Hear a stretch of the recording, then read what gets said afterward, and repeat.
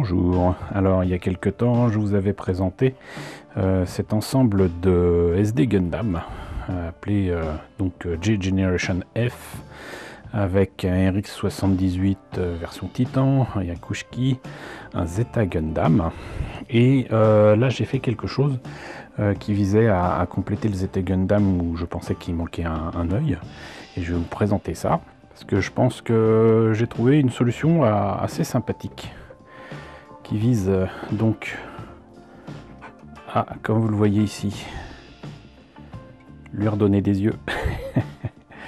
Et je suis quand même super content du résultat, vraiment. Parce que j'ai utilisé, ça je vous en ai parlé de temps en temps, ce genre de ruban autocollant qu'on trouve actuellement d'ailleurs avec la rentrée, vous en trouverez beaucoup. Il y en a de différentes couleurs, irisé, rosé, rouge, bleu, vert, et donc bien évidemment vous aurez compris que j'ai choisi de prendre le vert. Alors je vous le dis tout de suite, par contre le dérouleur il fonctionne pas des masses, mais suffisamment pour que je puisse le mettre sur mon tapis de découpe, mon beau tapis de découpe Action dont je vous parle souvent, et tapis de découpe qui est toujours disponible chez eux, que ce soit à la rentrée ou non, mais profitez-en si vous le trouvez.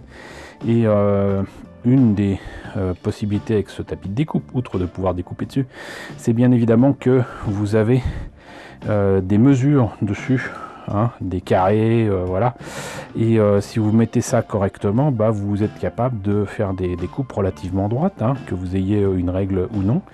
Et ce que j'ai fait, que je vous en parle comme ça, hop, c'est que j'ai pris donc l'un des autocollants que j'avais pour les yeux du Zeta Gundam, et je l'ai, pour le peu qu'il collait encore, et il colle encore moins bien maintenant, je l'ai posé bien évidemment dessus.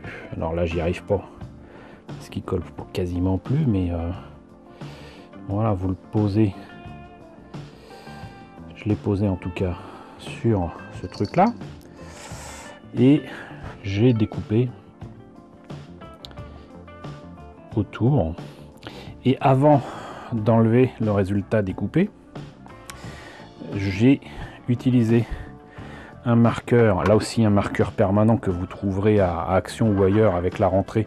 Vous devriez trouver ça à un prix correct, et donc un marqueur permanent noir, et j'ai fait en sorte de faire le contour noir des yeux. Alors malheureusement c'est pas un contour qui est identique selon les bords, mais j'ai fait ça de manière très simple, hein, c'est-à-dire que j'ai mis là où j'estimais qu'il y avait le trait noir à faire. J'ai utilisé une touillette à café que vous ne trouverez pas Action, quoique une touillette à café qu'on a du mal à trouver désormais, mais qui m'a servi de règle pour tout simplement guider le trait. Et même si ça n'a pas tenu de manière aussi pratique que je le pensais, vous pouvez observer que c'est quand même pas mal du tout. Et moi je suis en tout cas très satisfait du résultat. Et comment j'ai fait pour les deux yeux en fait, puisque bah, bien évidemment ce n'est pas la même forme, enfin c'est la même forme mais inversée, bah, j'ai utilisé là encore le même œil mais à l'envers, et puis voilà quoi. Donc c'était relativement simple. Là où c'est rigolo, mais je tenais quand même à partager cette expérience avec vous, c'est que j'ai retrouvé l'œil manquant plus tard, qui s'était accroché sur un document qui était dans la boîte, hein, un ticket de caisse japonais, j'ai l'impression. Et donc en fait j'avais bel et bien les deux yeux, mais il était plus simple pour moi de les refaire avec un adhésif qui était encore fort, alors que là mettre de la colle ou quoi, je dis pas que ça aurait été compliqué, ça aurait été une solution, mais peut-être que ça aurait pas aussi bien tenu. Puis surtout ça permet de refaire ces yeux là de manière efficace et sympathique, et puis même si c'est pas exactement le même vert, ça s'en approche, et je trouve d'ailleurs ce vert absolument magnifique. Donc voilà, c'est une solution. J'en profite aussi pour dire que je voulais améliorer le Yakushki et faire en sorte déjà de peindre les pieds, même si les autocollants tiennent bien pour l'instant. Mais définitivement, c'est des autocollants, donc des idéogrammes qui sont sur ses épaules, qui me plaisaient pas.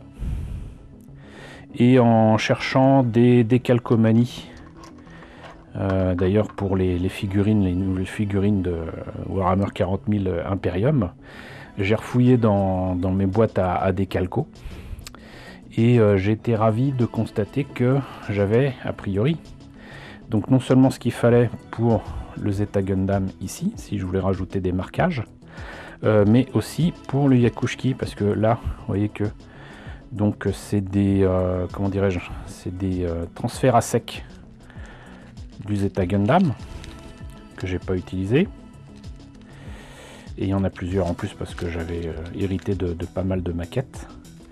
Et là ça a été la belle surprise pour moi, c'est qu'il me restait donc deux de ces idéogrammes sur le transfert à sec que j'avais déjà utilisé sur le modèle au 1 centième du Yakushki que je vous ai déjà présenté. Et en plus de ça, vous avez le petit logo AUEG, et à la limite il y a d'autres trucs là, etc. Que je pourrais utiliser, mais c'est surtout les idéogrammes qui me gênaient un petit peu, parce que je pense que j'aurais pu le faire aussi à la main avec une plume ou un pinceau, mais sur du plastique chromé doré comme ici, ça aurait été un poil compliqué. Donc je suis bien content d'avoir trouvé ça, d'autant que regardez, on est quand même, je sais pas si vous voyez bien, très très proche de la taille de l'idéogramme qui est sur l'épaule. Je sais pas si ça se voit, mais bon, pour moi c'est très très proche, hein. C'est peut-être un poil trop grand, mais c'est très très proche. Et moi je trouve ça vraiment très cool d'avoir retrouvé ça.